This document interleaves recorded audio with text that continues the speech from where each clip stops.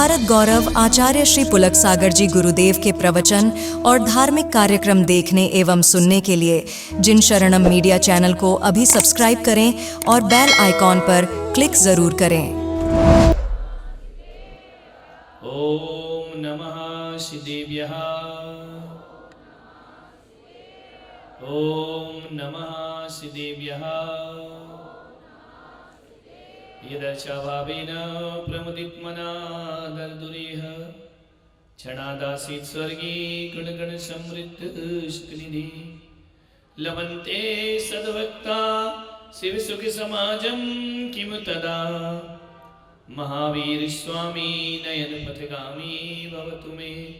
महावीर स्वामी नयन पथगामी भवतु मे। महावीर स्वामी नयन पथगामी भवतु मे। प्रथम तीर्थंकर शिवदेव भगवान की, भगवान महावीर स्वामी की, परम पूज्य गुरुदेव आचार्य श्री पुष्पदंत सागर जी मुनि महाराज की, अहिंसा परमो धर्म की। बोले भारत गौरव आचार्य पुलक सागर जी गुरुदेव की, बोले मुनि संघ की। प्यारी प्यारी भव्यात्मा,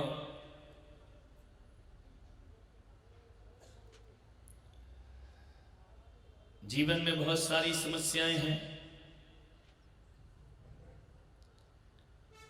मानव जीवन कभी समस्याओं से रहित हुआ ही नहीं है।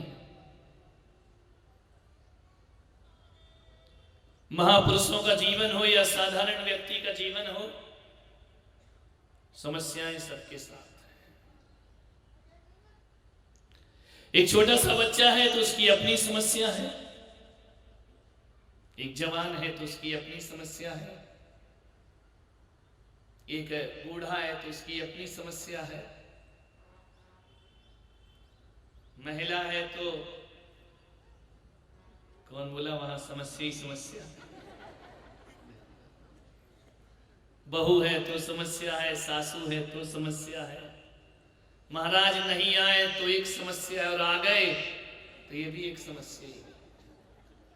समस्याओं से रहित जीवन किसका है? बच्चा मंदिर नहीं जाए ये भी एक बहुत बड़ी समस्या है, वो बच्चा ज्यादा मंदिर जाए ये भी एक समस्या है। कोई बच्चा मेरे साथ रात दिन रहने लगे तो समस्या माँ बाप की नहीं पड़ोसियों की ज्यादा हो जाती है कि बहन संभाल के रख ले जाएंगे। आदमी कितनी समस्याओं का निर्माण कर ले। कुछ समस्याएं ऐसी होती हैं जो होती नहीं, हम उन्हें अपनी समस्या बना लेते हैं। हर समस्या समस्या नहीं होती, हम उसे अपना बना लेते। एक समस्या ऐसी है जो सभी जाति, सभी धर्म, सभी वर्ग के लोगों में व्याप्त है। महाजन कौम हो या सामान्य कौम हो, वहां भी एक बहुत बड़ी समस्या है। ज्ञानी हो, अज्ञानी हो, धर्मात्मा हो, अधर्मात्मा हो, नास्तिक हो, भारत में हो, विदेश में हो, हिंदू हो, मुसलमान हो, सिख हो, ईसाई हो, जैन हो, अजैन हो, एक सार्वजनिक समस्या हमारे सामने खड़ी है और समस्या का निर्माण भी हम ही करते हैं, लेकिन उसका हल नहीं ढूंढ पाते अपने जीवन में। और वह समस्या, यदि कोई समस्या आदमी की है तो सबसे बड़ी समस्या है, बड़ी धर्मनिरपेक्ष समस्या है, बड़ी जाति निरपेक्ष समस्या है। पशुओं में भी वह समस्या है, मनुष्य में भी वह समस्या है, देवों के पास भी वह समस्या है, नारकियों के पास भी वह समस्या है। और वह कोई समस्या यदि है, जिस समस्या को लेकर आया हूं, वह समस्या है क्रोध की समस्या। हर आदमी को क्रोध आता है। इस सभा में कोई ऐसा है जिसने आज तक गुस्सा नहीं किया हो? खड़ा हो जाए, मैं उसके दर्शन करना चाहता हूं, उस महान आत्मा के। लोग मुझे श्रीफल चढ़ाते, मैं उसे चढ़ा दूंगा। कोई हो एकाध जिसे गुस्सा नहीं आता। ऊपर तो नहीं, हम समझे तुम 5 इसलिए ऊपर बैठेगी, तुम्हें क्रोध नहीं आता है ना। ऊंचे तो वही बैठता है जिसको, लेकिन तुमसे ऊपर हम बैठे, हमको भी आता है।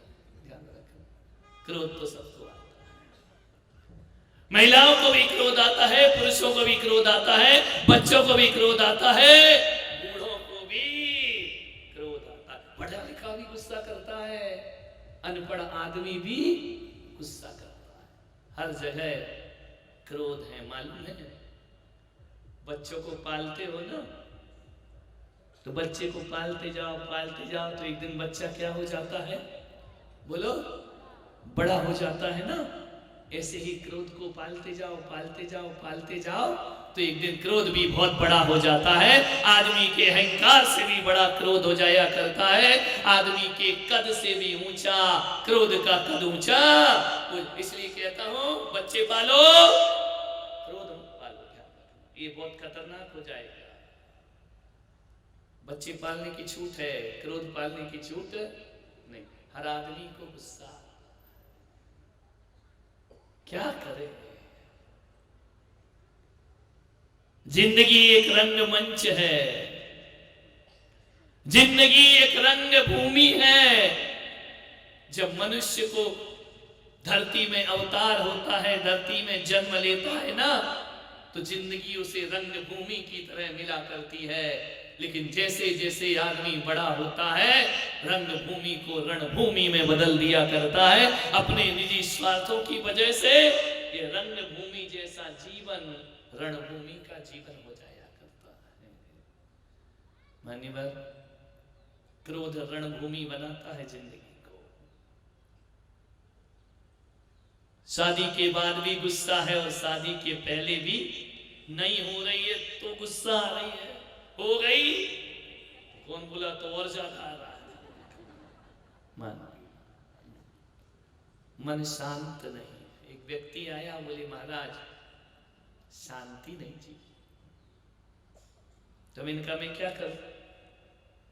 बोले शांति दिला दो। मैंने कहा आएगी प्रवचन में तो दिला दूंगा। अब मुझे तो मालूम नहीं यहाँ शांति आई है या नहीं आई है।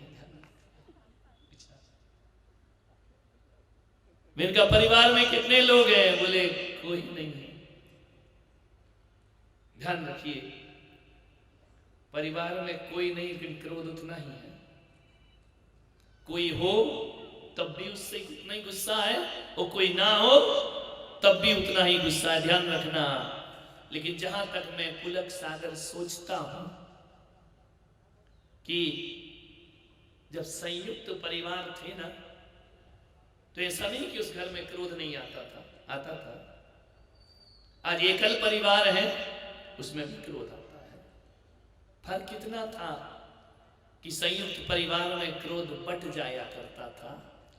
एक पर कोई गुस्सा करता था ना, तो दूसरे उसे आकर संभाल लिया करते थे। ध्यान रखना, जब बच्चे को डांटा जा रहा है, पापा डांटते थे तो दादाजी उसे सीने से लगा लिया करते थे। बहू को डांटो तो सास बचा लेती थी, सास को डांटो तो बेटा कहता था मेरी माँ से ऐसा मत बोल। लेकिन अब तो तुम्हारे घर में गुस्सा करने वाले तो बहुत हैं, लेकिन बचाने वाला कोई भी नजर नहीं आता है। अब संयुक्त परिवार नहीं, एकल परिवार हो गया है। आदमी तो लड़ेगा, उसका तो लड़ना स्वभाव हुआ करता है। लेकिन एक बात याद रखिए, पहले क्रोध 50-50 ग्राम बट जाता था। अब तो ऑफिस से लौटो तो पूरा जो 25 किलो का क्रोध है, दादाजी तो है नहीं, दादी तो है नहीं, देवर है नहीं, जेठ है नहीं, सारा क्रोध किस पे निकलेगा?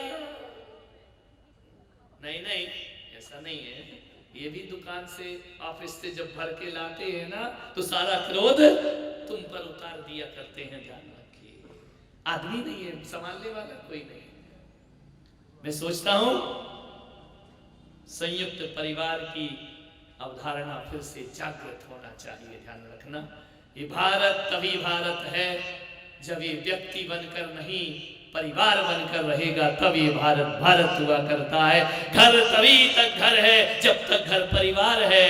ध्यान रखना, व्यक्ति से घर नहीं बना करता है, परिवारों से घर बना करता। परिवारों को बसाने का प्रयास करो। ऋषभदेव में चतुर्मास था मेरा, बच्चे कोई बेंगलोर है, कोई पूना है, कोई वहां है, प्रवचन में क्यों नहीं आते, दुकान में जाना पड़ता है। अरे घर में ही रहते ना, एक दुकान में बैठता, एक प्रवचन में जाता, एक घर संभालता, एक परिवार संभालता। अब एक ही बच्चा है, करे क्या। अरे और तो और छोड़ो, ऐसे परिवार हो गए हैं कि जीते जी तो छोड़ो, मर जाओ तो चार कांधे भी नसीब नहीं हुआ करते हैं, वो भी किराए से बुलाना पड़ते हैं। ध्यान रखना, आपके घर बिखर चुके हैं। मैंने कहा था ना पहले दिन कि मैं यहाँ मंदिरों की प्रतिष्ठा करने नहीं, तुम्हारे घरों की प्रतिष्ठा करने यहाँ पर आया हूँ, तुम्हारे परिवार की प्रतिष्ठा करने आया हूँ। मैंने बना लिया एक तीर्थ, जिन शरणम बना दिया बम्बई के पास, छुट्टी। अब पत्थर के तीर्थ नहीं, अब लोगों के दिलों को तीर्थ बनाने का मुझे जीवन में साधना करना है। ध्यान रखिए, क्या होगा, घर अशांत, मंदिर में शांति कहाँ से मिलेगी मेरे भाई। लोग कहते हैं कि मंदिरों में जाके शांति मिलती है, मैं पुलक सागर कहता हूं कि नहीं, घर में शांति होगी तो मंदिर में शांति होगी। वो घर से लड़ झगड़ के जाओगे तो भगवान की मूर्ति में भगवान दिखाई नहीं देंगे, वही सासू दिखाई देगी बेलन लिए खड़े हुए। ध्यान रखना, ना माला में मन लगेगा, ना पूजा में मन लगेगा, ना प्रतिक्रमण में मन लगेगा, ना सामायिक में मन लगेगा। भीतर आग लगी है, बाहर शांति का। कितनी भी शांति धारा कर लो रे, चिंद चिंद बिंद बिंद चिल्ला लो, कुछ होने वाला नहीं है। शांति विधान कर लो, कोई शांति मिलने वाली नहीं है। ध्यान रखना, यदि भीतर तूफान है तो बाहर की ठंडक भी ठंडक देने वाली नहीं। घर में शांति धारा करो, मंदिर में तो भगवान की करो, घर में भाग्यवान की करो। ध्यान रखना है, मान्य घर अशांत तो मंदिर में शांति का। भीतर शांति रखो, विचार करो। पहले भी लोग झगड़ते थे, झगड़ा होता था, लड़ाई होती थी, लेकिन संभल जाते थे। आज एक बच्चा मेरे पास आया, बोली महाराज मेरी मम्मी बहुत खराब है, क्या करूं। मैंने कहा मम्मी बदल ले। बोली मम्मी कैसे बदल सकते हैं। तो मैंने कहा मैं क्या कर सकता हूं, खराब है तो। मैंने कहा मम्मी बदल ले। बोले नहीं। यदि मम्मी बदली जाती, मैंने कहा पापा तो कब से सोच रहा बदलने का, ध्यान रखना उसका अरमान पूरा नहीं होता है। बोले मम्मी कैसे बदल लेंगे। मैंने कहा मम्मी नहीं बदल सकता। बोले नहीं बदल, बच्चों से तो बच्चों जैसी बातें करना पड़ती हैं। बोले मम्मी नहीं बदल सकता हो। तो मैंने कहा एक काम कर। बोले क्या। मैंने कहा अपना स्वभाव बदल ले। ध्यान रखना, दो में से एक तो बदलना पड़ेगा, या तो व्यक्ति को बदल दो या अपने स्वभाव को बदल लो, तब जीवन में शांति की प्राप्ति हुआ करती है। माँ बाप नहीं बदल सकते, सास ससुर नहीं बदल सकते हो, अपने मन को बदल सकते हो। ध्यान रखना, और हर आदमी का अधिकार स्वयं के बदलने पर है, दूसरों के बदलने पर किसी का कोई अधिकार नहीं हुआ करता है। मैंने कहा अपने स्वभाव को बदल ले। मैंने कहा एक बात बता। बोले क्या। बोले मम्मी क्यों खराब। मैंने कहा बोले इसलिए कि जब देखो तब पीटती रहती है, मारती रहती है, गुस्से करती रहती है, कभी शांति से बात नहीं करती। बोले महाराज एक बात बताओ, आजकल की मम्मियां इतना पीटती क्यों है? बात बात पे बच्चे को तड़ा तड़ तड़ा तड़। कई लोग तो बच्चे इसलिए पैदा करते मारने के लिए। ध्यान रखना है, विचार है किसे मारे, अब करे क्या। ध्यान रखना, इनका मम्मियां इसलिए ज्यादा पीटती हैं। मुझे ज्यादा एक्सपीरियंस नहीं है, बाल ब्रह्मचारी आदमी हूँ, मुझे नहीं मालूम क्यों पीटती क्यों नहीं पीटती हैं। अब बच्चे ने प्रश्न किया, उत्तर नहीं दो तो अपन बुद्धू कहलाएंगे, कुछ ना कुछ तो उत्तर देना ही पड़ेगा। मैंने कहा मम्मियां इसलिए ज्यादा पीटती हैं। बोले आपकी मम्मी थी। मैंने कहा नहीं तो मैं अवतार हूँ क्या, आकाश से टपका हूँ क्या। बोले वो आपको पीटती थी। मैंने कहा नहीं। बोले क्यों। मैंने कहा उसको टाइम ही नहीं था पीटने का, आजकल की मम्मियां फिर ये ज्यादा पीटती है, ध्यान रखना। मेरी मम्मी के समय तो क्या था, कपड़े धोने नदी में जाना पड़ता था, सारा समय वह कपड़े धोने में गया, बर्तन साफ करने में गया, झाड़ू पोछा करने में गया। और मेरी मम्मी को यदि गुस्सा आ जाए तो जाके सारा गुस्सा कपड़े पर निकाल देती थी। इतनी जोर जोर से कपड़ा पटकना, कपड़ा साफ हो जाया करता था। लेकिन आजकल की मम्मियां कपड़े नहीं धोती, वॉशिंग मशीन है ना। काम कहाँ होते हैं आजकल, तो झाड़ू भी नहीं लगती, वो खड़े खड़े वैक्यूम आ गया है, पूरा कचरा निकाल दिया जाता है। रोटी बनाने वाली मशीन आ गई है, कपड़े धोने वाली मशीन आ गई है, सारा युग मशीन का युग हो गया है। मैं इनका ध्यान रख। आजकल की मम्मियां, अब गुस्सा तो हमारी मम्मी को भी आता था और आजकल की मम्मियों को भी आता है, लेकिन हमारी मम्मी का गुस्सा कपड़े पे निकलता था। लेकिन तुम्हारी मम्मी कपड़ा नहीं धोती है, वो केवल अब बच्चों को धोती है, कपड़ा तो वॉशिंग मशीन धोती। एक अम्मा बड़ी जोर से ताली बजा रही है, क्या मान्य, ध्यान रखिए। झगड़ा तो होगा, मैं कितने भी गला फाड़ लूं, कितना भी प्रवचन कर लूं, लड़ाई तो बोलो होगी। काय को लाया थी ना तू मुझे, इतना बोलने के बाद ही वो कह रही होगी लड़ाई, तो कुछ भी कर लो। अब जहां चार बर्तन हैं वहां खटपट तो होगी। नहीं मेरे भाई, बर्तनों में खटपट मत करो। जहां चार बर्तन है वहां आवाज नहीं होना चाहिए।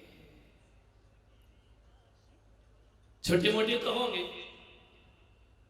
छुटपुट हिंदुस्तान पाकिस्तान की बमबारी तो चलती है। झगड़ा किसके घर में नहीं होता है? कोई घर जिसमें झगड़ा नहीं होता? सब घर में झगड़ा होते हैं। अरे अपन लोग तो कुछ भी नहीं है, महापुरुषों के घर में भी झगड़े थे। ये महाभारत सामान्य लोगों के घर में थी या महापुरुषों के घर में थी? इतनी लड़ाइयां तो अपने घर में नहीं, जितनी महाभारत में लड़ाइयां हुई। ये राम का वनवास, ये परिवार का ही झगड़ा तो था, और क्या था ध्यान रखिए।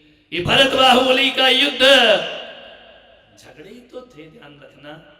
जब इन महापुरुषों के घर में झगड़े होते हैं तो अपन तो महापुरुष भी नहीं है, अपन तो मामूली भी क्या, अपन तो मूली भी नहीं यार, मामूली तो बहुत बड़ी बात हुआ करती है। अपने घर में भी झगड़े सबके घर में होते हैं। लेकिन एक बात याद रखना,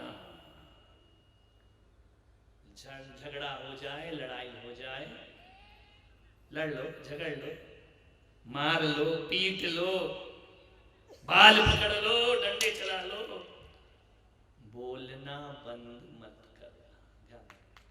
बोलचाल जारी रहना चाहिए। कितने भी लड़ लो, जहां संवाद खत्म हो जाते हैं वहां विवाद पनपते रहता है जिंदगी भर, ध्यान रखना। लड़ लिया, झगड़ लिया, बोल लिया। किसी व्यक्ति की एक विचार पसंद नहीं आए तो पूरा व्यक्ति खराब थोड़ी होता है। उस विचार में असहमत रहो, बाकी विचारों से तो सहमत होना चाहिए। मनुष्य है, विचारशील व्यक्तित्व है, बोलना बंद मत करिए। लेकिन क्या करें,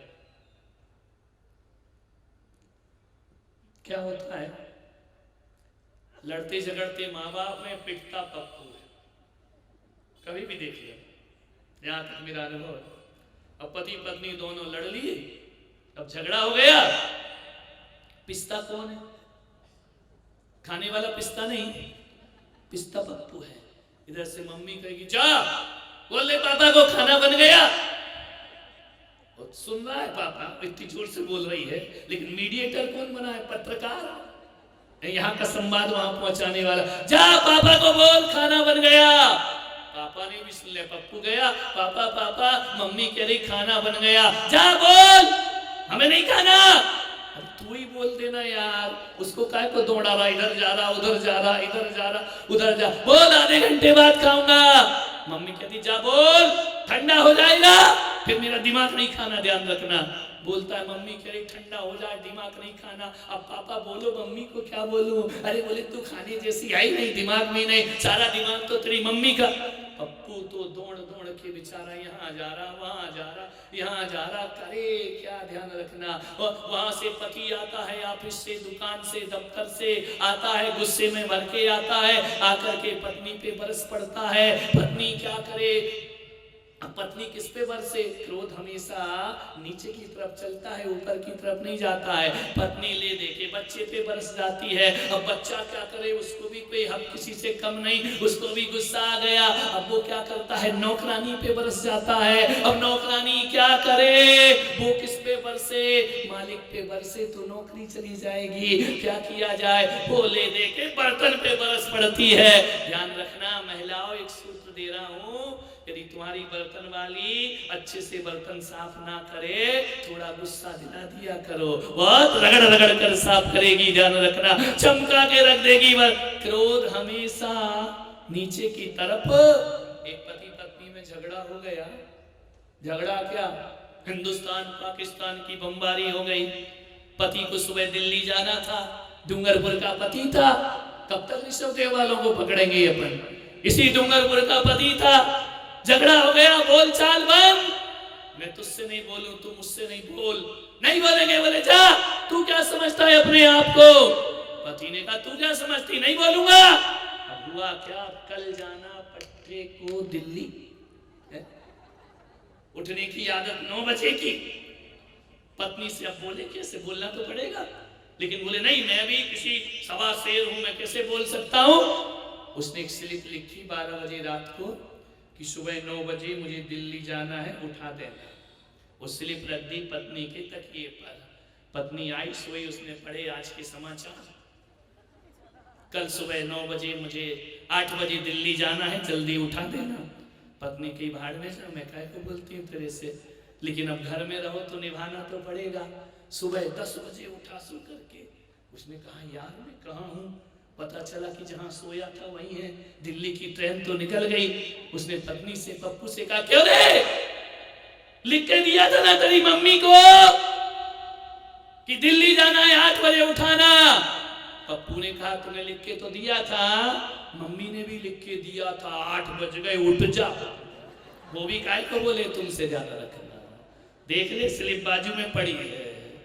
ये झगड़े हैं हमारे मान। ऐसी ऐसी बातों में झगड़ा होता है। मन क्षण भर का क्रोध पूरे जीवन को तबाह करता है। क्रोध से बचे। आदमी सोचता है कि जैसे को तैसा। इसका मीनिंग क्या होता है? कोई बता सकता है? जैसे को तैसा। जो तू को कांटा बोए ताको है, वो तू फूल। नीति तो ये कहती है, लेकिन क्या कहा आजकल? क्या कर लिया आदमी कि जो तो को कांटा बोए ताको वो तू वो सूल। जो तो को कांटा बोए ताको बोल तू भाला। वो भी क्या याद रखेगा, पड़ा किसी से पाला। ये जैसे को तैसे का क्या मतलब है? इतनी बड़ी सभा में कोई बता सकता है जैसे को तैसा होना चाहिए या नहीं होना चाहिए? पहले तो नीति बताओ। जैसे को तैसा होना चाहिए या नहीं है? नहीं होना चाहिए। तो मेरा गला क्यों फड़वा रहे हो? होना चाहिए जैसे को तैसा। आनंद, एक आनंद इधर, दो एक आनंद इधर, बीच में 2 परमानंद। जैसे को तैसा होना चाहिए या नहीं होना चाहिए? क्या समझती आप इसका? ये मुहावरा है, जैसे को तैसा। इसका मतलब थप्पड़ को थप्पड़ ही, या ये क्या होना चाहिए? घुसा होना चाहिए। थप्पड़ में क्या रखा है? नहीं। जैसे को तैसा का अर्थ होता है कि तलवार यदि कोई मार रहा है तो जैसे को तैसा। तलवार को तलवार ये अर्थ नहीं होता उसका। तलवार का अर्थ होता है कि तलवार का प्रहार हो रहा है तो तुम्हें ढाल बनना चाहिए, ध्यान रखना। इसको कहा जाता है जैसे को तैसा। ध्यान रखिए, विचार करिए। आपसे निवेदन है, यदि जैसे को तैसे का अर्थ तुम्हारा वाला अर्थ लगाऊंगा तो हालत खराब हो जाएगी। अब पेशेंट गया डॉक्टर के पास, तो अब बताओ डॉक्टर पेशेंट बनेगा या पेशेंट डॉक्टर बनेगा? नहीं, डॉक्टर डॉक्टर रहेगा और बीमार बीमार रहेगा, दोनों ही एक से हो गए। तो बताओ मेरे भाई डूंगरपुर वालों, इलाज करेगा कौन? ध्यान रखिए, यदि एक डॉक्टर है तो एक को मरीज होना चाहिए, ध्यान रखना। दोनों ही मरीज हो गए तो भी इलाज नहीं होगा, और दोनों ही डॉक्टर हो गए तो भी इलाज नहीं होगा। एक डॉक्टर एक मरीज, इसको बोलते जैसे को तैसा। ध्यान रखिए, समझ आ रही है बात? समझ में आएगी। यदि आप बोलो कि एक आंख के बदले दूसरी आंख ले लो, ऐसे तो पूरा हिंदुस्तान अंधा बन जाएगा मेरे भाई, ध्यान रखना है। एक आंख के बदले दूसरी आंख मत लीजिए, ध्यान रखना, पूरा विश्व अंधा हो जाएगा। आग बुझाने के लिए जैसे को तैसा करोगे या आग बुझाने के लिए पानी की व्यवस्था करोगे? बोलिए, आग से आग बुझेगी क्या? कभी बुझती नहीं है। वैसे ही मैं आपसे निवेदन कर रहा हूँ, जैसे को तैसे का गलत अर्थ मत लगाइए। यदि आग है तो पानी बनिए, और पानी है और जहाँ आग है वहाँ पानी बनाओ। आग में आग बनोगे तो पूरे गांव को जलने में फिर ज्यादा देर नहीं।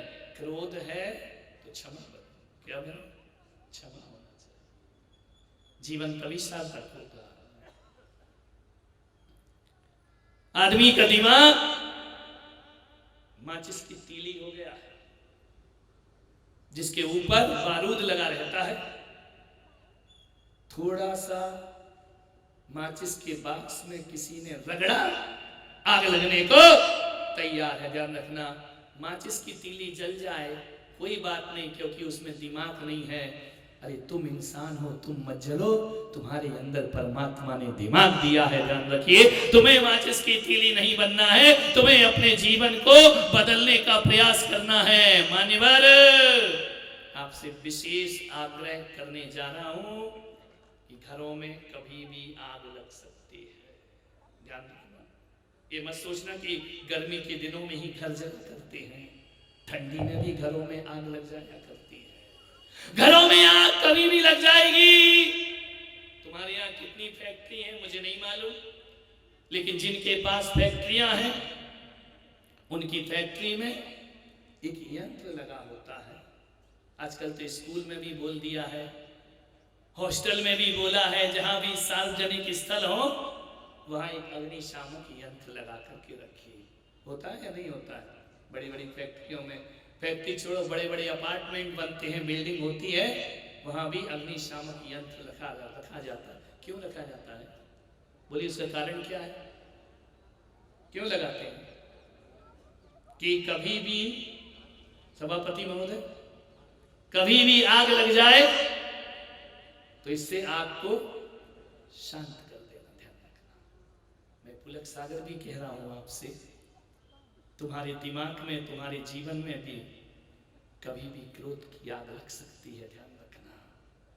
और क्रोध की चिंगारी जैसे भड़के वैसे उसमें एक समझदारी का अग्निशामक यंत्र लगा करके रखो, तुम्हारे घर जलने से, खाक होने से बच जाएंगे। ध्यान रखिए, एक अग्निशामक यंत्र रखाइए जो तुम्हारे घर में लगती हुई, और वो आग तो कभी कभी लगती है, लेकिन क्रोध की आग तो कभी अभी बैठे बैठे लग जाए, क्या भरोसा है?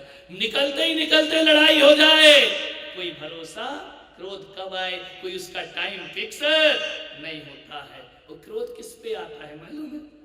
सड़ी गली बातों पर, बिना सिर पैर की बातें, ऐसी लड़ाई हो जाती है।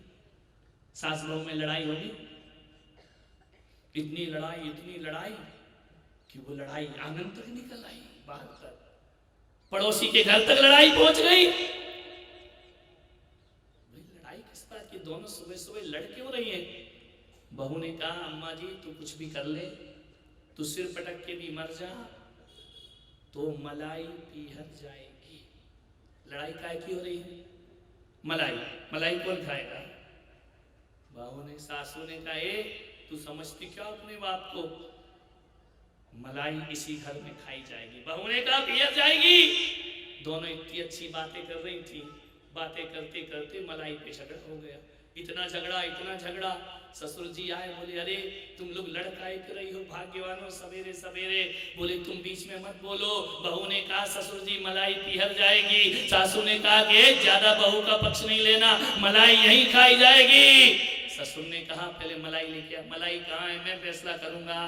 बहू ने सास को देखा, सास ने बहू को देखा। दोनों बैठ के बातें कर रही थी कि घर में भैंस लाना है, अभी भैंस आई नहीं और मलाई का झगड़ा। भैंस तो अभी आई नहीं, ध्यान रखना। पति पत्नी लड़े, इतने लड़े। मैं सामयिक कर रहा था, प्रतिक्रमण कर रहा था। झगड़ते बाहर निकल आए। मैंने कहा क्यों लड़ रहे सवेरे सवेरे? भगवान का नाम लो, परमात्मा का नाम लो, सुमरन करो। सुबह सुबह पति पत्नी क्यों झगड़ रहे हो? बोले महाराज इस आदमी को 50 बार समझाए, इसको अकल नहीं आती है। पत्नी ने कहा कि मैंने भी इसको 1000 बार समझाया, इसको अकल नहीं आती है। सवेरे सवेरे क्यों लड़ रहे हो तुम?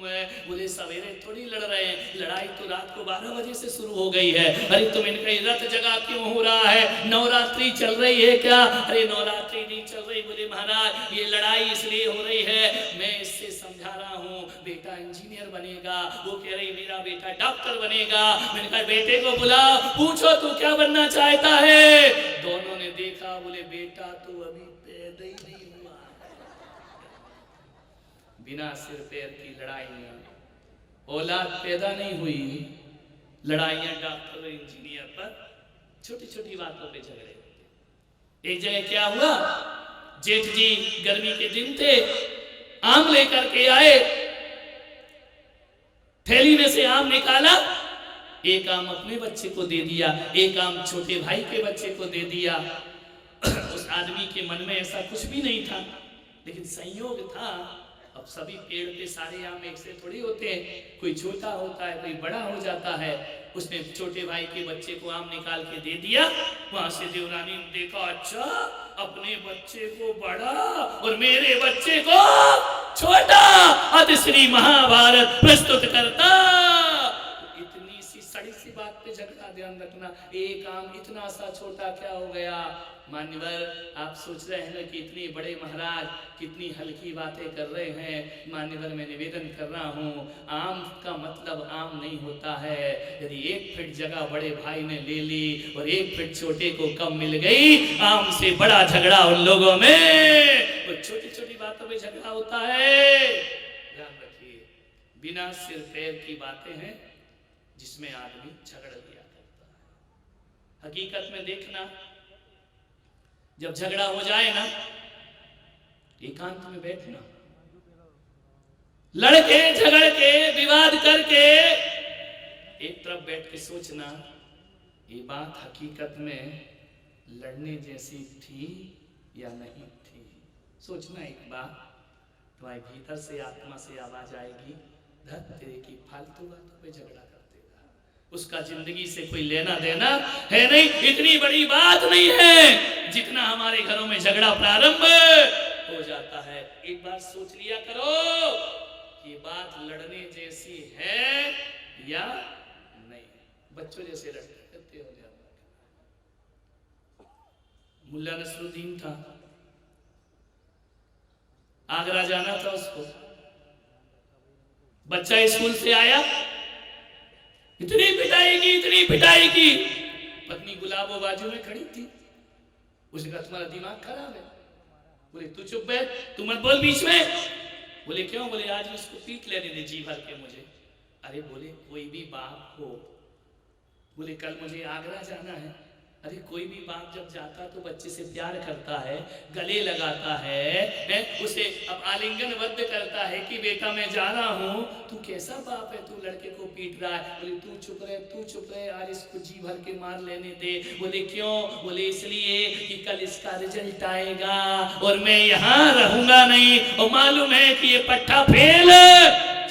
भविष्य की बातों को लेके झगड़ा, भूत की बातों को लेके झगड़ा कि कल ये फेल होगा तो इसे मारेगा कौन। ध्यान रखना मान्यवर, कभी कभी हम भविष्य को इतना ज्यादा सोच लेते हैं कि वर्तमान में क्रोध करते हैं, वो कभी कभी भूतकाल को इतना याद करते हैं कि वर्तमान को जहरीला बना लिया करते हैं। ध्यान रखना, मेरे महावीर तो कहते हैं कि ना भूत में जियो ना भविष्य में जियो, वर्तमान में जियो, वर्धमान बनने में ज्यादा देर नहीं लगे। वर्तमान में आज में कल क्या होगा, कल किसने देखा है मेरे भाई?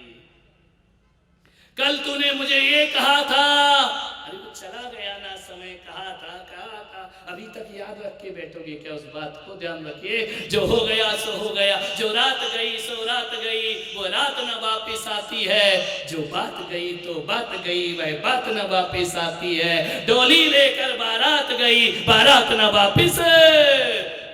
जो बातों को निकाल दी, दो भाई थे आपस में बोलते नहीं, बातचीत नहीं करते।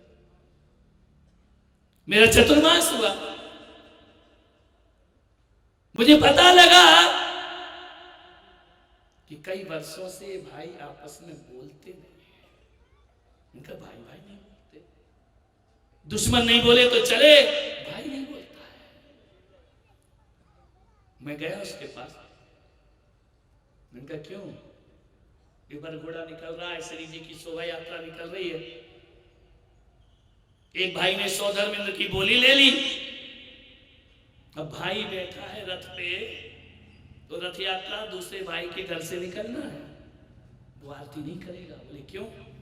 बोले उसने बोली ली, उसने चढ़ावा लिया है। मैंने कहा धत तेरे की, ये शोभा यात्रा तेरे भाई की है या भगवान की निकल रही है? बोले नहीं नहीं, मैं नहीं कर सकता हूँ, सारथी बनकर तो वो बैठा है जो मेरा दुश्मन है। कमाल आदमी है। मैं गया उसके यहाँ, उनका रथ यात्रा रोको, उसको बुलाया, चल आरती कर भगवान की। बोले नहीं करूंगा। मैंने कहा मैं आता हूँ तेरे घर में, मैं तो ऐसे ही चला जाता हूँ। चला गया उसके घर। मैंने कहा एक बात बता, क्या बात है? बोले 10 साल पहले इस भाई ने भरी सभा में मेरी बेइज्जती की थी। मैंने कहा क्या बेइज्जती की थी? बोले मेरा अपमान किया था इसने। मैंने कहा कौन सी तारीख थी? बोले महाराज तारीख तो याद नहीं। मैंने कहा दिन कौन सा था?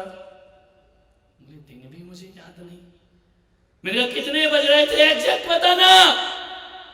बोले अंदाज बता सकता हूँ। मैंने कहा उस साल वाला वो कैलेंडर लेके आ, शायद देख के तुझे याद आ जाए। बोले कैलेंडर भी नहीं है। अरे मैंने कहा पागल, कैलेंडर उठाकर फेंक दिया, वो दिन तुझे याद नहीं, वो तारीख तुझे याद नहीं, वो समय तुझे याद नहीं। मैंने कहा पागल, जब 5 चीजें भूल गया तो ये बात भी भूल जाता, तो आज तुम दोनों में दुश्मनी होने वाली नहीं थी। ध्यान रखना। मैंने कहा पुराना कैलेंडर निकाल के आदमी फेंक देता है, लेकिन पुरानी बातों को सीने से लगा के रखता है। मैं आपसे कहता हूं, हर साल कैलेंडर बदलो या ना बदलो, हर साल आदमी को अपनी बुरी बातों को भूल जाना चाहिए, उसका जीवन सार्थक। और ये पुरानी बातें मन में रख रख के अपने जीवन को बर्बाद करते रहते हो। ध्यान रखिए, भूल जाओ, जो चला गया उसे भूलने की कला सीखो। एक आदमी बोला महाराज मुझे याद नहीं रहता। मैंने कहा अब तू इंसान बन गया। ध्यान रखिए, जब तक याद रहे तब तक तू शैतान ही रहेगा जिंदगी भर। इंसान अब है, जितना भूलो उतना अच्छा है। बड़ी बड़ी बातों को, दुस्वप्न को जैसे सुबह उठते ही भूल जाया करते हैं, बुरे जख्मों को भी भूल जाइए, बुरी बातों को भी भूल जाइए, उन्हें सीने से लगाकर। आदमी तो ऐसा है, जिंदा लोगों ने कुछ कहा उसे भी याद रखता है, वो कह के मर गया उसे भी जिंदगी भर याद रखता। जीवन बर्बाद हो जाएगा तुम्हारा। ध्यान रखिए, भूलने की कला सीखो। याद रखता है आदमी, तूने मुझे गाली दी थी, भूतकाल, भूत बन रहा है फालतू में, दी थी, वो समय भी गया, वो बात भी गई, वो रात भी गई, वो वक्त भी गया।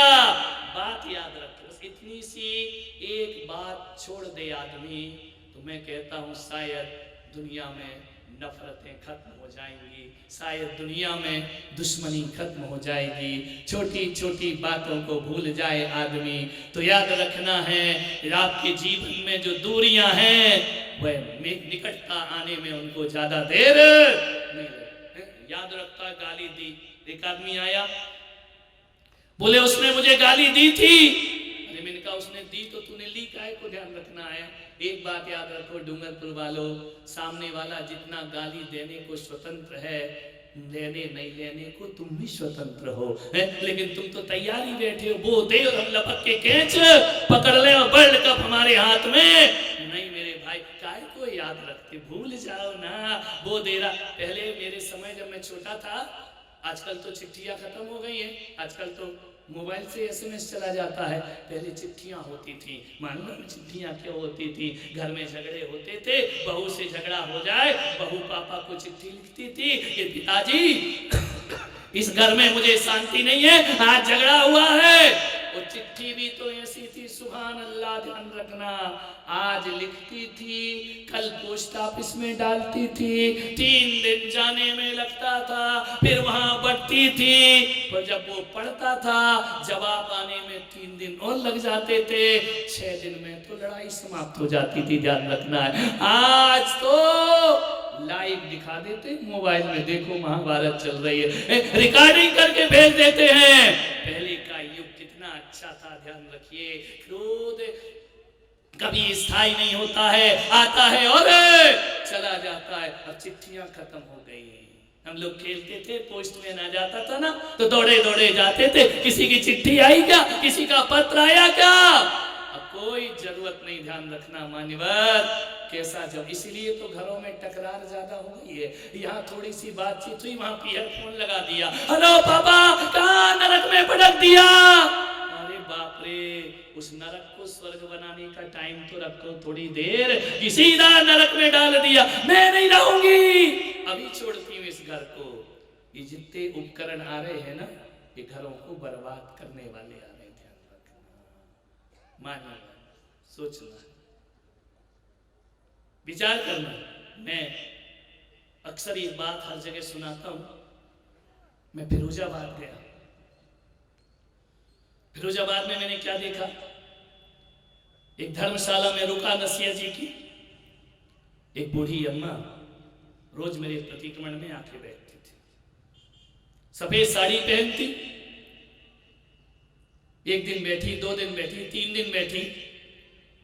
और मेरा स्वभाव कुछ ऐसा है कि एकदम से मैं मिलता नहीं हूं, 2-3 दिन जब कोई आता है तो फिर एक बार बोल लेता हूं, लेकिन जब बोल लेता हूं तो फिर बंद नहीं होता हूं, ये मेरा नेचर। 3 दिन हो गए, मैंने उससे पूछा अम्मा कहाँ रहते हैं?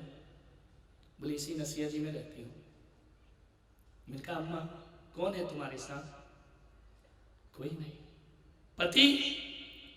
बोले बहुत पहले खत्म हो गए। बच्चे? औलाद नहीं हुई। कोई रिश्तेदार तो होगा? बोले कोई नहीं। उनका खुश हो? बोले आनंद है। किसी से पूछो खुश हो, वो कह दे खुश हूं, तो इसका मतलब नहीं है, ध्यान रखना। वो यदि बोल दे परम आनंद है, तो लगता है कि खुशी है इसके चेहरे पर। मैंने कहा अम्मा क्या करती है यहाँ दिन भर बैठी बैठी? बोले बच्चों को पाठशाला पढ़ाती हूँ। क्या पढ़ाती हो? 6 डाला, द्रव्य संग्रह, तत्वार्थ सूत्र, सब मुझे कंठस्थ है महाराज। मैंने कहा अम्मा कहां तक पढ़ी है? बोले एक भी क्लास नहीं। ध्यान रखना, ये डिग्री वालों को पूछो, तत्वार्थ सूत्र तो अर्थ नहीं मालूम उसका क्या है, उसे सब आता भक्ता में आता है। मैंने कहा एक भी क्लास नहीं पढ़ी? बोले नहीं। तुम इनके संस्कृत कैसे पढ़ लेती हो? बोले मेरे पिताजी पुराने ख्याल के थे, उन्होंने मुझे घर में ही पढ़ना सिखाया, स्कूल नहीं भेजा। पहले बच्चियों को स्कूल नहीं भेजा जाता। तो मैंने कहा अम्मा सब पढ़ लेती है? बोले सब पढ़ लेती हूं महाराज, मगर मुझे लिखना नहीं आता। ऐसा कभी होता है? अपन स्कूल जाते तो पहले क्या सिखाते हैं? लिखना, बाद में पढ़ना। लिख लिख कर ही तो पढ़ते हो ना। उसने कहा महाराज मुझे लिखना नहीं आता है, मैं आज भी बैंक में जाती हूँ पेंशन लेने तो अंगूठा लगाती हूँ। इनका अम्मा कितनी पेंशन मिलती है? बोले 300 रुपये। 300 रुपये में गुजारा हो जाता है? 300 रुपये में तो उस समय की बात है, 20 साल पहले इनका सिलेंडर आता होगा गैस का। बोले एक बार भरवाती हूँ, 6 महीने चलता है, अकेले ही का तो खाना है। तो मैंने कहा अम्मा 300 रुपये में गुजारा कैसे करती हो? उसने कहा महाराज करना चाहो तो 300 में ही हो जाता है, और नहीं करना चाहो तो 3 लाख में भी घर नहीं चला करता है। ध्यान रखिए, ये तो अपने ऊपर है कि जिंदगी हमें कैसे जीना है। मुझे लगा यार ये अम्मा इतनी शांति, इतना इसका स्वभाव, इतनी संतुष्टि, इतनी तृप्ति बड़ी बड़ी आरिकों में नहीं मिला करती है, जो एक उस बुढ़िया में मुझे तृप्ति के दर्शन हो रहे थे। मैंने कहा अम्मा कैसे गुजारा? एक कपड़े बोले 3 जोड़ी रखती हूँ, और जब कोई 1 जोड़ी दे जाता है तो वह हटा देती हूँ, मैं बड़े आनंद से रहती हूँ। मैंने कहा अम्मा तुम्हारे पिताजी ने तुम्हें लिखना क्यों नहीं सिखाया? बोले मेरे पिताजी सोचते थे कि देख जिस दिन मैं तेरी शादी कर दूंगा तू ससुराल जाएगी और तुझे दुख मिलेंगे, कष्ट मिलेंगे। यदि तू लिखना सीख गई ना तो तू मुझे चिट्ठी में दुख लिख करके भेजेगी, तो बेटा तू भी दुखी रहेगी और यहाँ तेरा बाप भी दुखी हो जाएगा। बेटा जो तेरे भाग्य में है उसे भोगना, और उस घर को जो नरक जैसा है उसे स्वर्ग तू अपने दम पे बना करके दिखाना। पिता को कभी भी घर के दुख बताना नहीं, इसलिए उन्होंने मुझे कभी लिखना नहीं सिखाया। एक बात याद रखना, जो सासू जो बहू ससुराल में रहकर पीहर की प्रशंसा करती है उस घर को बिखरने में देर नहीं लगती, और जो सासू बहू से ज्यादा बेटी को प्यार करती है उस घर में कभी भी शांति रहने वाली नहीं है। ध्यान रखना, बात बहुत छोटी है, बात बहुत बड़ी है।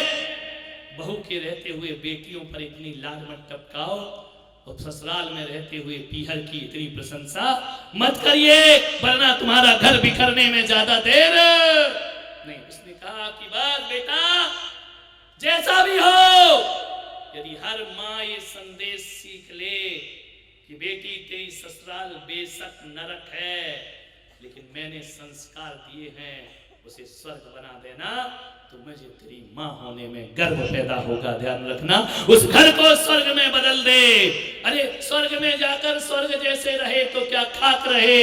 अरे इंसान तो वो है जो नरक जैसे वातावरण को स्वर्ग में परिवर्तित कर दिया। बदलो, तुम में ताकत है तो।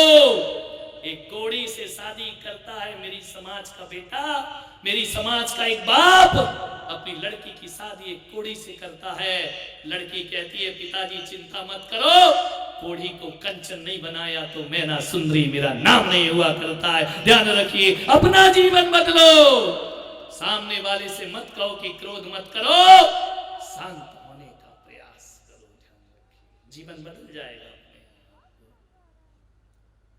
बंधी हुई मुट्ठी खोलना कैसे खुलेगी? कैसे कहोगे मुट्ठी खुल जाए? किसी भगवान से कहोगे कि मेरी मुट्ठी खोल दो? कोई भगवान खोलने वाला नहीं है। मुट्ठी खोलने का प्रयास मत करो। मैं पुलक सागर तुमसे कह रहा हूं, इस बंद मुट्ठी को खोलने का प्रयास मत करना। बस इसे जो बंद करने का प्रयास है ना, उसे रोक दो, मुट्ठी अपने आप खुल जाएगी। ध्यान रखना है, मुट्ठी को खोलने के लिए कोई तपस्या नहीं करना है कि ये मुट्ठी तू खुल जा, खींच, जबरदस्ती मत करो। पकड़ने की आदत छोड़ दो, मुट्ठी अपने आप खुल जाया करती है। ध्यान रखना, सामने वाले से मत कहो, बहाने बनाना छोड़ो। इसकी वजह से मुझे गुस्सा आ गया, वैसे मैं गुस्सा करता। बिल्कुल बहानेबाज आदमी है। ध्यान रखना है, किसी की वजह से गुस्सा नहीं आता। गुस्सा जब भी आता है ना, अपने भीतर की वजह से आता है। यदि कुआं भीतर से खाली है, कितनी भी बाल्टी डालो कुछ नहीं लौटेगा, लेकिन भीतर यदि पानी है तो जब बाल्टी लौटेगी तो पानी लेकर के लौटा करती है। ध्यान रखना, यदि भीतर से तुम शांत हो, कितनी बाल्टियां डाली जाएं, लौट करके अशांति कभी नहीं आ सकती है। मान्यवर, पहले चिट्ठियां लिखी जाती थी, कैसी होती थी मालूम? चिट्ठी लिखने के बाद एक टिकट लगाना पड़ती थी, डाक टिकट। कई लोग ऐसे होते थे टिकट नहीं लगाते थे, लेटर बॉक्स में डाल देते थे। उसको क्या बोला जाता था? बैरिंग चिट्ठी, है ना? और यदि सामने वाले के पास गई तो पैसा कौन देगा? सामने वाला देगा ना। और यदि उसने चिट्ठी नहीं छुड़ाई तो चिट्ठी कहाँ आएगी? लौट कर। जिसने डाली है पैसा सिंगल लगेगा या डबल? उसका रास्ते भर का किराया भी तो लिया जाएगा ना। मान्यवर, बैरंग चिट्ठी नहीं छुड़ाओ तो चिट्ठी जहां से आती थी वहीं लौट के वापस चली जाती थी। मैं पुलक सागर कह रहा हूं, क्रोध भी एक बैरंग चिट्ठी है। सामने वाले ने भेजी है और तुम ना छुड़ाओ तो गाली तुम्हारे पास नहीं, लौट कर वहीं वापस गाली चली जाया करती है। ध्यान रखिए, गाली को मत उसने दी, तुमने ली क्यों? सामने वाला गाली देने को स्वतंत्र है, तुम भी लेने और नहीं लेने को। लेकिन तुम तो ऐसे तैयार बैठे हो जैसे क्रिकेट के मैच में बॉल आई और झट से कैच पकड़ा। नहीं मेरे भाई, मत लो, वापस लौटाओ। किसी ने गाली दी, गाली का उत्तर गाली से मत दो। जहां से गाली आई है वहीं लौट करके डबल लगेगा, उसको ध्यान रखना। मान्य आप सुनिए, 50 साल हो गए मंदिर जाते, शांत नहीं हो। जिंदगी बीत गई माला फेरते, शांति नहीं आई जीवन में। प्रतिक्रमण करते युग बीत गए, भीतर शांत नहीं हुआ अंतस्तर। पंचामृत घड़े के घड़े भगवान पे डाल दिए। एक घड़ा अपने क्रोध पे डाल देता ना तो 1000 घड़े डालने की जरूरत नहीं पड़ती। तेरे जीवन में ध्यान रखना है। चंदन घिस गया, घिसते घिसते माथे पर निशान लग गए, क्रोध शांत नहीं हुआ। तुम्हारा ध्यान रखना। क्या किया फिर तुमने अपनी जिंदगी में? कुछ लोग होते हैं जो कहते हैं मरने के बाद शांत हो जाएंगे। दिमाग खराब हो गया तुम्हारा। मरने के बाद शांत होना कोई धर्म नहीं, मुर्दे की मजबूरी है कि बेचारा बोल नहीं सकता। ध्यान रखना, नहीं तो वहां भी बोलने को वो तैयार हो जाएगा। ध्यान रखिए, शांति मरने के बाद नहीं, जीते जी शांति लाई। क्रोध आएगा, क्रोध को पंचर कर दो। कैसे करते हैं पंचर? जब गाड़ियां नहीं हटती है ना, ये लाइन लगती है तो क्या करते? गाड़ियों को पंचर कर दिया जाता। कल से गाड़ी यहां नहीं लगाना। क्रोध को भी पंचर कर दो। जब भी क्रोध तुम्हारे घर में आए, मम्मी को आए, पापा को आए, बच्चे को आए, भैया को आए, भाभी को आए, कोई भी क्रोध करे, एक नियम अपना लेना, उत्तर 5 मिनट बाद। कितनी देर बाद? कितनी देर बाद? हो ही नहीं सकता। जितने अच्छे से हाँ कर रहे ना, उत्तर तो ऐसा तैयार है कि प्रश्न पूरा हो नहीं पाता और उत्तर रेडीमेड तैयार होता है। ध्यान रखिए, 5 मिनट बाद। क्रोध से कहना भाई साहब 5 मिनट। मैं पुलक सागर कहता हूं, एक आदमी ने अपने दुश्मन को इतनी गाली लिखी एक चिट्ठी में, हजारों गालियां लिख दी। गुस्से में लिखते गया, तू ऐसा, तू वैसा। चिट्ठी डाल रहा था। मैंने कहा इधर आ, क्या कर रहा है? बोले चिट्ठी डालने जा रहा हूं। मैंने कहा किसको? बोले दुश्मन को। मैंने कहा क्या लिखा है? हजारों गालियां लिखी है। मैंने कहा इधर रुक जा, इतना जल्दी मत कर। इस चिट्ठी को मेरे कहने से कल डालना। बोले महाराज डालूंगा जरूर। मैंने कहा आज नहीं, प्लीज कल डालना। बोले ठीक है, आप कह रहे तो कल डाल दूंगा। दूसरे दिन मैंने कहा चिट्ठी खोल के पढ़, कुछ और एक्स्ट्रा गाली लिखना हो और लिख दे, कुछ कसर रह गई हो। जैसे ही चिट्ठी पढ़ी और देखा उसने इतनी गाली, यार मैं इतना बड़ा आदमी हूं कि क्या घटिया गालियां लिख रहा हूं। मान्यवर, एक रात के अंतराल ने क्रोध बदल दिया। ध्यान रखना। उसने कहा क्या होता है गाली देने से? जो चिट्ठी लेटर बॉक्स में जाना थी वो चिट्ठी पढ़ करके डस्टबिन में चली जाया करती है। क्रोध की तासीर है। यदि क्रोध को तुरंत उत्तर ना दो तो क्रोध को पंचर होने में ज्यादा देर नहीं लग। लेकिन हम तो तुरंत, तू शेर तो मैं 1.25 शेर, ध्यान रखना, महाभारत हो जाएगी, ध्यान रखना है। शेर पे सवा शेर मत बनो, दिमाग को मगज को ठंडा रखो। मैं पुलक सागर आपसे कहता हूं, बहुत बड़े बड़े व्यापारी समाज है यहां पर। मैं एक व्यापार और आपको बताता हूं, तुम्हारे जीवन में सुखी सुख होगा, ध्यान रखिए। अपने दिमाग में आइस फैक्ट्री लगाओ। क्या लगाओ? लेकिन तुमने बिल्कुल भट्टी जला रखी है दिमाग में। दिमाग में आइस फैक्ट्री लगाओ, जुबान में शुगर फैक्ट्री लगाओ, ध्यान रखना। और दिल में लव फैक्ट्री लगाओ। तुम्हारे जीवन को मंदिर बनने में ज्यादा देर नहीं लगेगी। दिल में लव मंदिर बनाओ, प्रेम के मंदिर बनाइए। जुबान में जो शुगर पेशेंट है ना, उनको भी कहा जाता है कि मीठा नहीं खाना, लेकिन ये नहीं बोला जाता मीठा नहीं बोलना, ध्यान रखना। तीखा बोलना मत, शुगर अपने आप लेवल पर आ जाएगी, ध्यान रखिए। मानना आपसे निवेदन है,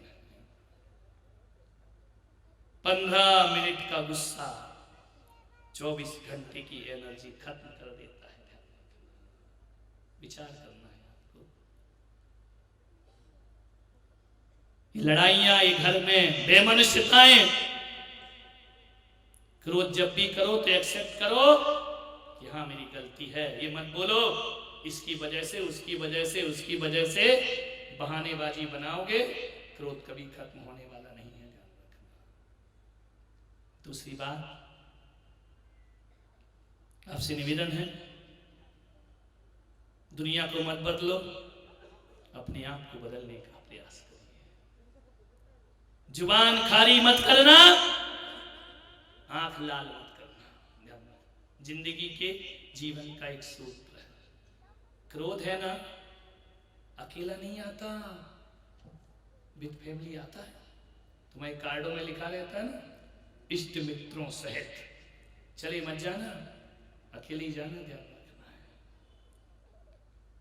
क्रोध जब भी आता है ना, अकेला नहीं आता, पूरी फैमिली के साथ आता है। क्रोध की एक मां है, मालूम क्रोध की मम्मी का क्या नाम है? क्रोध की मां। क्रोध कब पैदा होता है? मां से पैदा होता है ना। क्रोध की मां है उपेक्षा बाई, ध्यान रखना। थोड़ी सी अपेक्षा की उपेक्षा हुई और क्रोध का जन्म हो जाता है। उम्मीदें, जिस दिन उम्मीदें टूटती हैं उस दिन क्रोध का जन्म हो जाता है। कैसे अरमान लगा लेते हो? एक अम्मा जी बीमार पड़ जाए, वो बहू यदि पीहर में हो, वो बुखार तुम्हारा 104 है, घर में कोई नहीं है, दवाई रखी है, किचन में पानी रखा है, जब कोई नहीं है तो दवाई कैसे खाओगे? किसको आवाज लगाओगे? बोलो। कितना भी बुखार रहे, खुद उठोगी, पकड़ पकड़ के दीवार जाओगी, दवाई भी उठाओगी, रेफर भी फाड़ोगी, रसोई घर से जाके एक गिलास पानी भी लाओगी, खुद ही पी लोगी ना। अकेले होते तो किसी से अपेक्षा होती है क्या? और यही कंडीशन जब बहू है तब हो जाए, अब क्या करोगी? अब बुखार क्या कहेगा? खाट में से उठ या बहू को आवाज लगा, क्या कहेगा? बहू दवाई दे। और यदि बहू ने नहीं सुना तो अपेक्षा भाई किसको जन्म देने वाली है? बोलो। मैं आपसे कहता हूं कि जब तक हाथ पैर चले ना, किसी से एक गिलास पानी की भी उम्मीद मत रखना, तुम्हारा जीवन शांति में व्यतीत हो जाएगा। ध्यान रखिए, यही सोच के रहो कि घर में बहू नहीं है, स्वयं भरकर पानी पियो। ध्यान रखना, ये मत करना भगवान से प्रार्थना कि मेरे बच्चे बुढ़ापे में मेरी लाठी बने। भगवान से हे कहना, हे परमात्मा ऐसा जीवन बना कि मुझे लाठी पकड़ने की जरूरत ही ना पड़े। ध्यान रखना, मैं बिना लाठी के भी अपना सफर कर लूं। ये मत सोचना कि बुढ़ापे में बहू पानी दे। हे परमात्मा इतना काबिल बनाना, मेरे पैरों में इतनी ताकत देना कि दौड़ दौड़ के तेरे मंदिर आ सकूं और रसोई घर में जाकर एक गिलास पानी खुद भर करके पी लूं। किसी से भी अपेक्षाएं लगाइए मत। क्रोध की मां है उपेक्षा। क्रोध के एक पिताजी हैं, मालूम उनका नाम क्या है? जीनू भाई, क्रोध के एक पिताजी हैं जिनका नाम है घमंडी लाल। ध्यान रखना, जहां अहंकार होगा वहां गुस्सा जरूर आएगा। ध्यान रखना, अकड़ होगी गुस्सा जरूर आएगा। क्रोध की एक पत्नी है जिसका नाम है श्रीमती सौभाग्यवती।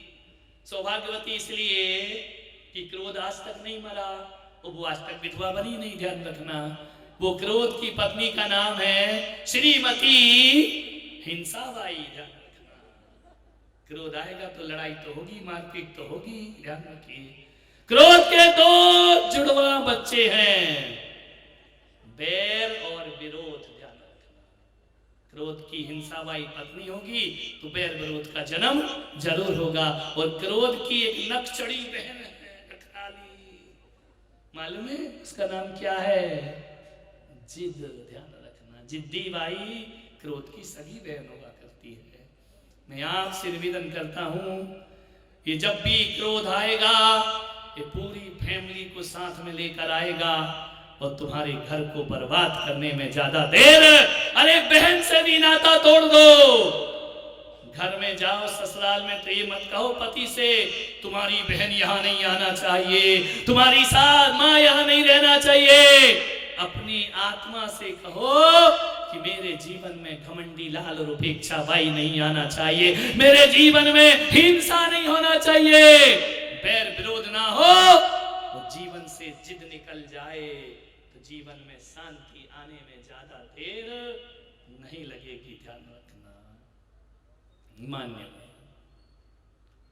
अंतिम बात कहता हूं, समय आपका हो गया, 5 मिनट ले लो, क्योंकि इनने मेरे 8 मिनट लिए हैं तो मैं 5 तो ले सकता हूं। कबीर एक झोपड़ी में थे, दोपहर को 12 बज रहे थे। एक जिज्ञासु कबीर की झोपड़ी में पहुंचा। जिज्ञासु ने देखा कई वर्षों से कबीर इस झोपड़ी में रहते हैं, लेकिन इनके घर से कभी भी लड़ाई की आवाज नहीं आती है। पति पत्नी है, झगड़ते नहीं है। उसने सोचा यार पूरे डूंगरपुर में एक घर ऐसा नहीं है जिस घर में लड़ाई ना हो। ये कबीर का झोपड़ा कैसा है, ये पति पत्नी कभी लड़ते नहीं। उसने कहा चल के पता करते हैं। दोपहर का समय था, कबीर अपनी झोपड़ी के आंगन में बैठकर रुई धुनक रहे थे, जुलाहा थे। जिज्ञासु ने कहा कि कबीर जी, बोले बोलिए। बोले एक जिज्ञासा का समाधान करोगे? बोले करूंगा। बोले आप 2 पति पत्नी रहते हो, तुम में कभी झगड़े नहीं होते? कबीर ने कहा लड़ने की क्या बात, तुलसी या संसार में भांति भांति के लोग, सबसों हिलमिल चालिए नदी नाव संजो। कितने दिन का रहना है हमारा है, उसमें लड़ना झगड़ना क्या? नहीं कबीर दास जी, ज्ञान की बातें छोड़ो, सही बताओ तुम लोग में झगड़ा क्यों नहीं होता है? उसने कहा थोड़ा बैठ, चल के आया है, दिन है, 12 बज रहे हैं, थोड़ा शांति से बैठ, बताता हूं, मुझे रुई धुनक दे दे। और उसने कहा कबीर दास जी जल्दी बोलो ना। बोले थोड़ा 5 मिनट तो बैठ। कबीर ने पत्नी को आवाज दिया, अरे भाग्यवान लालटेन लेकर आ। इसने कहा यार ये कबीर पागल है क्या? दोपहर को 12 बजे आंगन में रुई धुनक रहा है, लालटेन बना रहा है। पत्नी गई चुपचाप, लालटेन जलाई, लाकर रख दी आंगन में। कबीर ने कहा उत्तर मिल गया। बोलिए पागल, अब समझ में आया तुम क्यों नहीं लड़ते? समझदार ही लड़ता है, पागल नहीं लड़ा करते हैं। तुम तो पागल के पागल, लग रहा पत्नी महापागल है। दोपहर को 12 बजे लालटेन, इसकी जगह मेरी पत्नी होती ही। समझ गए क्या? Dash dash dash. कबीर ने कहा नहीं आया समझ में? बोले क्या समझना है, पागलपन की बात है। कबीर ने कहा थोड़ा और बैठ। कहा ओ भाग्यवान, 2 गिलास दूध लेकर के आ। पत्नी 2 गिलास दूध लाई। 1 गिलास जिज्ञासु से कहा तुम भी पियो, एक मैं पीता हूं। कवि ने गिलास उठाया, गटागट पूरा दूध पी गए। जिज्ञासु को कहा तुम भी पियो। उसने कहा पी लूं, दूध पीने में क्या है। जैसे उठाया, दूध मुंह में लगाया, थूक दिया। हट तेरे की। बोले क्या। बोले कबीर तेरी पत्नी पागल है क्या, दिमाग खराब है उसका। कबीर ने कहा हुआ क्या। बोले नमक डाल के लाई दूध में, शक्कर डालना था, क्या लाई है, नमक। कबीर ने कहा उत्तर मिल गया। बोले ये उत्तर है। कबीरदास तुमको डूंगरपुर में नहीं, तुमको तो पागल खाने में होना चाहिए। वो नमक ला रही है, दिन में लालटेन जला रही है, मुझे नहीं सुनना उत्तर। मैं चला। कबीर ने कहा ठहर, उत्तर लेके जा। बोले क्या उत्तर। बोले देख 12 बजे दिन में मैंने लालटेन मंगाई। पत्नी ने कोई प्रश्न किया। बोले नहीं, पागल है क्या, प्रश्न करेगी। बोले चुपचाप रह के चली गई ना। बोले हाँ। बोले मैंने दूध मंगाया, दूध लाई, नमक मिला, मैंने कुछ बोला क्या। बोले नहीं, चुपचाप पी गया। तो बोले कबीरदास ऐसी जिंदगी कौन जिएगा। अरे बोले जी, बात नमक की और लालटेन की नहीं है, बस एक बात याद रख, सीख करके जा, हम पति पत्नी के बीच में समर्पण है, तर्क नहीं है, ध्यान रखना। और एक बात याद रख जिज्ञासु, जहाँ तर्क होता है वहाँ नरक होता है, और जहाँ समर्पण होता है वहाँ स्वर्ग हुआ करता है। जब पत्नी ने मेरे से कोई प्रश्न नहीं किया कि दिन में 12 बजे लालटेन की क्या जरूरत है, तो फिर पति का भी फर्ज बनता है कि धोखे से शक्कर की जगह नमक डाल दिया तो मुझे भी तर्क करने का कोई अधिकार नहीं हुआ करता है। और जिन घरों में पति पत्नी ऐसे रहते हैं वहां पुलक सागर के ज्ञान गंगा की कोई आवश्यकता नहीं हुआ करती है, कोई जरूरत नहीं होती है सत्संग की। एक ही सूत्र अपना लो, आपसे निवेदन है मेरा। शादी होती है, 7 फेरे डलते हैं ना, और 7 फेरे में कटारा जी शादी हुई या नहीं हो गई ना, मजे से जिंदगी मजे से कट रही है। क्या बात, मुस्कुराहट नहीं बता रही है, मजे से कट रही है। शादी होती है, एक अग्नि के 7 फेरे लिए जाते हैं। फेरे वाली हो, फेरे हुई थी शादी में, पूरा बताओ यार, मुझे क्या मालूम। नहीं तो आजकल तो पूछना पड़ता है फेरे वाली है या फेरा वाली है, ध्यान रखना, क्योंकि आजकल तो लव मैरिज और कोर्ट मैरिज भी हो जाती है। जब फेरे होते हैं ना, तो आपके भी फेरे किसी पंडित ने कराए होंगे, 7 वचन लिए होंगे। कौन कौन से थे। जय हो। नहीं, मैं इसलिए पूछ रहा हूं क्योंकि मैं कुंवारा हूं, मुझे क्या मालूम फेरे में क्या होता है। 7 वचन होते ना, बोलिए सभापति जी, 7 वचन याद है क्या। उस समय महाराज बीवी के अलावा कुछ नहीं दिख रहा था। कहाँ का 7 वचन, कहाँ का पंडित। अरे 7 वचन तो छोड़ो, बहुतों को तो ये तक नहीं मालूम कि पंडित कौन था। और एक जगह मैंने पूछा कि वो पंडित कौन था।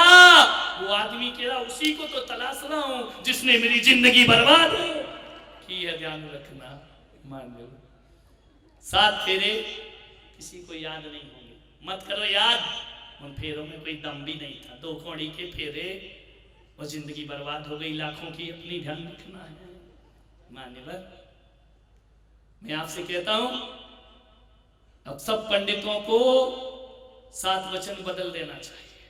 वो कोई काम की नहीं है वचन कि तू राम और मैं सीता, कहाँ का राम कहाँ का सीता, ना यहाँ सीता ना यहाँ राम, रावण ही रावण दिखाई दे रहे हैं।